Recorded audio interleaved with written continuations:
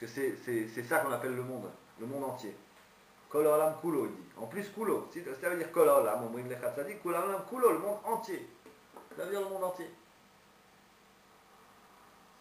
Si le monde entier. Donc c'est bien ce que je dis. Donc si tu es une star et que tout le monde te connaît, tu passes aux informations à la télé et tout le monde te voit dans les rues. Des fois, tu as des écrans comme ça, moi ta tête, et on dit voilà, celui-là, c'est un grand sadique. À ce moment-là, soit à tes yeux comme un méchant. Est-ce que ça fait un sens? C'est plutôt de l'orgueil qu'il a, celui-là. Il est loin d'un sadique. Ouais, je sais pas. Alors qui c'est? Est-ce que c'est tous ceux que tu connais? Est-ce que c'est quoi, ton Facebook, tous tes amis? Est-ce que c'est qui? Qui c'est? Qui c'est celui qui c'est qui tout le monde? C'est ce que j'aurais pensé, moi, tout le monde entier, même si. Puisque, bah, je sais pas, Abraham, il a été connu quand même par tout le monde, que ce soit par. Comme tu dis, par les écrans, par le boulot. C'est comme ça que je le vois, quoi. D'accord. Bon, aujourd'hui, ça serait pas possible du tout, quoi, quand même. S'il y a un tzaddik dans le monde, il y en a même plusieurs, ou même si toi, tu arrives à un certain niveau, la première chose que tu n'as pas envie, c'est qu'on voit sur les écrans de télé. De te cacher, continuer à être un tzaddik tranquille, tu vois. Ça, déjà d'une part. Deuxièmement, Kol Olam Kulo, c'est quand même exagéré. Donc on est bien d'accord, c'est ni le monde entier vraiment, ni tes amis. Parce que si tous tes amis ils se réunissent ensemble, disent voilà, c'est un tzaddik, ça c'est sûr, bah, c'est plus Kol Olam Kulo là. Tu vois, donc c'est plus tout le monde entier. Donc de qui il s'agit? C'est marqué que Adam Nikra Olam Katan. L'homme il est appelé un petit monde, un microcosme. Donc ça veut dire que si toi, entièrement dans ta pensée, tu es convaincu du fait que tu es un tzaddik, alors à tes yeux ça comme un méchant. Ok. D'accord? C'est-à-dire que le jour où tu dis, bah vraiment là, j'ai vraiment fait une super grande mitzvah, j'ai pas arrêté, j'arrête pas de faire des mitzvahs, vraiment, kol hakavod, c'est bien, je suis excellent, je me plais, merci. Non, là à ce moment-là, c'est à ce moment-là qu'il faut être comme un méchant. Qu'est-ce que ça veut dire? Alors maintenant, il va nous ramener encore une autre Mishnah de le Pirkei Avot pour nous expliquer pourquoi il a dit Keracha. Est-ce qu'on peut dire qu'à ses yeux, on peut être comme un méchant ou pas? Alors voilà ce que dit la Mishnah de Pirkei Avot. Tu connais Pirkei Avot? J'ai lu, mais on lui en mettait, tu sais. ouais. Alors, c'est marqué comme ça dans Pirkei Avot, Perek Bet, Vetzarich Lehavin. On doit comprendre. Atnan, voilà, Tnan, c'est une Mishnah. Avot dans Perek Bet, Ve'al tei racha bifnei atzmecha. Ne sois pas un méchant à tes yeux. Tu vois, donc tout de suite c'est une contradiction avec la braïta de chapitre 3 de Nida. Al tei racha bifnei atzmecha. Ve'gam im yeh be'einav keracha. Et même s'il est à ses yeux comme un méchant, s'il en arrive à ce niveau-là, être comme un méchant à ses propres yeux, yir'a levavo, il va être aigri, amer dans son cœur.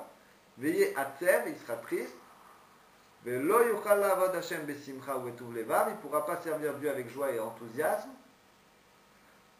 Voilà, d'accord? Donc déjà à la base, si jamais il a un méchant à ses yeux, c'est-à-dire qu'il se dit vraiment là, j'ai fait le compte, j'ai écrit sur un livre tous mes mérites et toutes mes fautes, etc. Je vois que la balance penche largement du côté des fautes.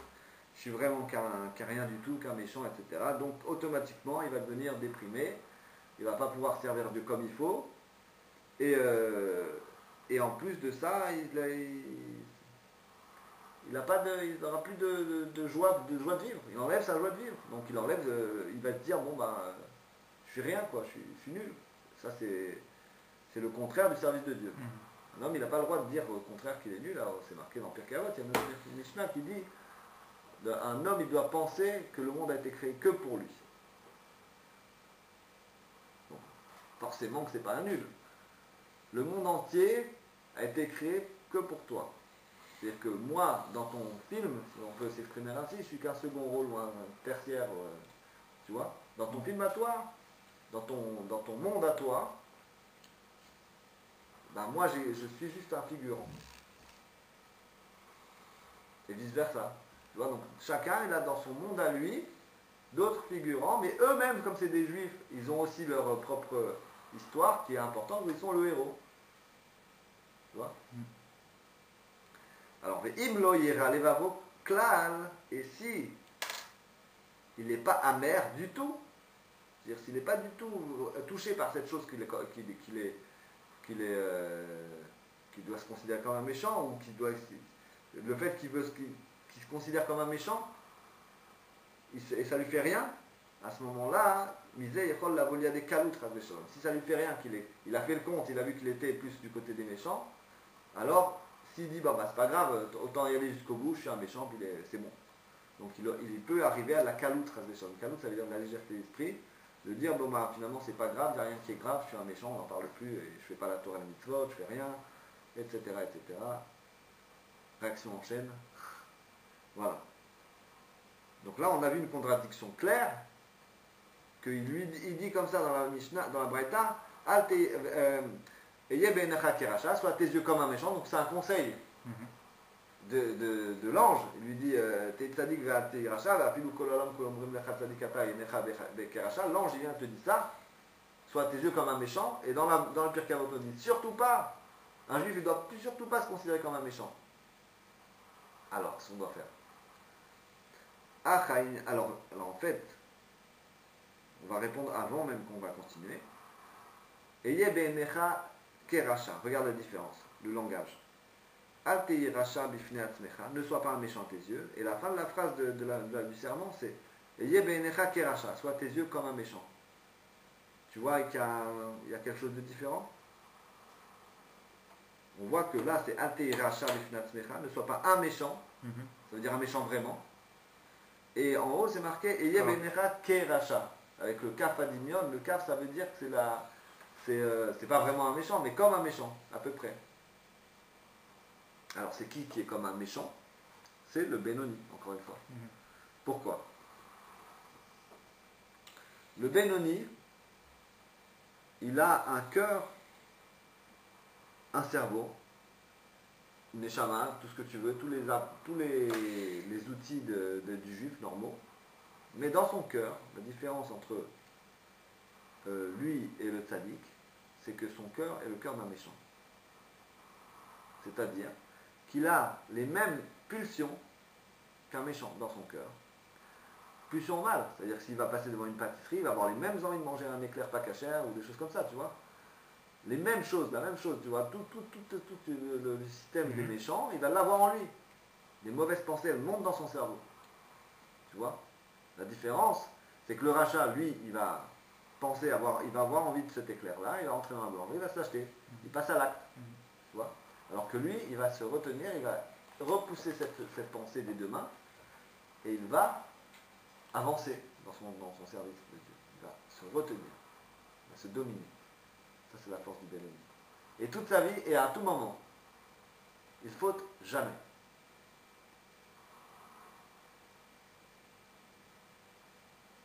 Ça, c'est un Benoni. Il ne faute pas, mais il a un cœur de méchant. Au tel point qu'il y a un niveau dans Benoni qu'il va avoir ses mauvaises pensées ne vont plus arriver à son cerveau. Il les neutralise direct, avant même qu'elles arrivent dans le cerveau. Parce que quand elles arrivent dans le cerveau, cette pensée elle arrive, ça ouvre un clip vidéo avec tous lui, comment il va manger le gâteau, comment il va s'empiffrer, etc. Tu vois, c'est ça dans la pensée que ça fait une pulsion. Tu vois, il a vu le gâteau. Le gâteau, maintenant, il est rentré dans son cœur. Le bon gâteau, ça serait bon de se manger un bon petit éclair pas cachère, tu vois, à la graisse de saindoux, etc.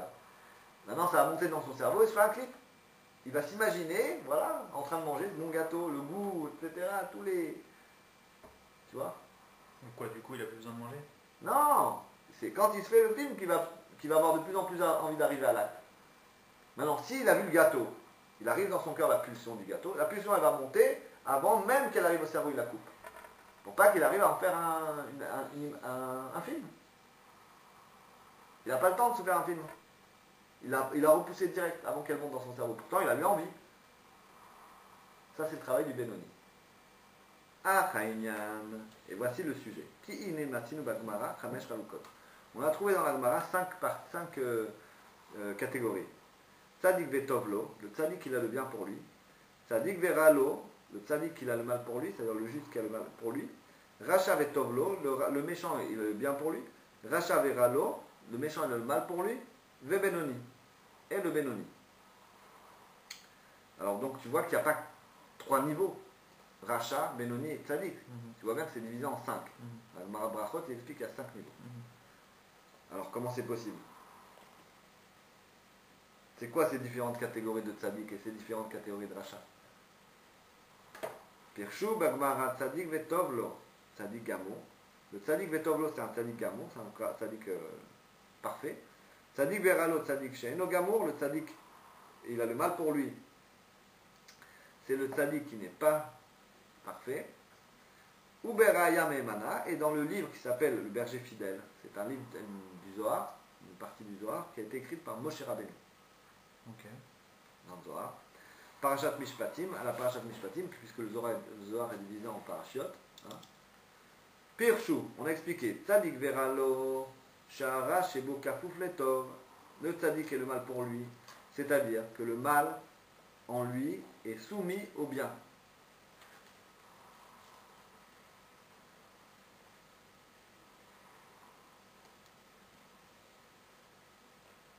Le quoi? Le mal qu'il a en lui est soumis au bien. Kafouf Letov. Alors tu vas me dire, attends, on a dit que le Benoni, il a pas, c'est lui qui a le mal, comment tu me dis qu'un Tzadik il a du mal? Tu vois, ça c'est une question. On va expliquer, dans un des chapitres plus loin, c'est quoi un Tzadik chez Gamour. Quand on explique ça, on va expliquer que le Tzadik chez Gamour, le mal chez lui, ça ne veut pas dire que c'est du mal. Ça ne veut pas dire qu'il va penser une mauvaise pensée, Chas Shalom. Ça veut dire qu'il va être déconnecté de la divinité pendant un certain moment. Qui ne dépasse pas quelques minutes par jour. Tu vois le niveau. Donc c'est qu'il ne va pas être déconnecté dans le sens où il va oublier Dieu, se révolter ou quoi. C'est-à-dire qu'il ne va plus être aussi fort dans son attachement à Dieu pendant quelques minutes par jour. C'est le mal qui est soumis au bien. Vechoulé, etc. Ou Bagmara, sauf Perektet des Brachot, et dans la Gemara, à la fin du chapitre 9 de la Gemara Brachot, Tzadikim, c'est marqué là-bas, Tzadikim, Yetzer Tov Shoftan. Rechaim, Yetzer Hara Shoftan. Benoni, Zeveze Shoftan. Alors, c'est marqué là-bas dans la Gemara, Tzadikim, les Tzadikim, ils ont le Yetzer Tov, leur bon penchant, c'est eux le juge à l'intérieur d'eux-mêmes. Les Rechaim, c'est le Yetzer Hara, le juge à l'intérieur d'eux-mêmes. Les Benonim, ils sont jugés par les deux. Voilà, qu'est-ce que ça veut dire? Les Tzadikim, ils ont à l'intérieur d'eux un Yetzer Tov, comme tous les juifs. D'accord? Il y a le Yetzer Tov et le Yetzer Hara dans le cœur du juif. En fait, ils ne sont pas sous forme de juge. Le juge, en fait, c'est lui-même. Ils sont sous forme d'avocat. Voilà, on est passé devant la rue le boulevard Poissonnière, on a vu là-bas, il y avait une boulangerie, une pâtisserie, avec un éclair taref complètement. Voilà, il est là, je l'amène, le dossier, voilà. L'éclair, il est là devant nous. L'avocat du Yetzer Tov, du Yetzer Hara, il dit, voilà, on aimerait bien le manger, qu'est-ce qu'on fait? Et on a vraiment envie de le manger, c'est pas normal qu'on nous laisse passer devant une tentation comme ça, sans le manger. On a l'argent, on est prêt à payer pour ça, on fera tout pour y arriver. Ça serait pas normal qu'on nous empêche de manger un éclair comme ça, il n'y a pas de raison. Je ne suis pas forcément religieux, très très religieux, ou je suis un peu religieux mais je ne suis pas à ce point. Puis c'est interdit, il n'y a pas de lait ni de viande, c'est juste la graisse, on ne sait pas d'où elle vient, c'est minime. Tu sors toutes sortes d'un dossier, tu vois, tu as fait un dossier d'avocat, quoi, un vrai dossier. Et tu as Yetzer Tov qui arrive et qui dit voilà, ce même éclair-là, je ne suis pas d'accord, c'est interdit, et que même si c'est un interdit, il est minime, c'est quand même, ça se fait pas, qu'un juif il rentre dans une pâtisserie comme ça fait chilou lachem, etc. Il fait un dossier complet, la même chose. Et le juge, c'est toi. Le juge, qu'est-ce que tu choisis? Bon, ben, pour cette fois, on repousse le dossier du Yetzer Hara, et le dossier du Yetzer Tov, il a été jugé, tu vois, comment on appelle ça? Dominant, quoi. Adjugé, vendu, quoi.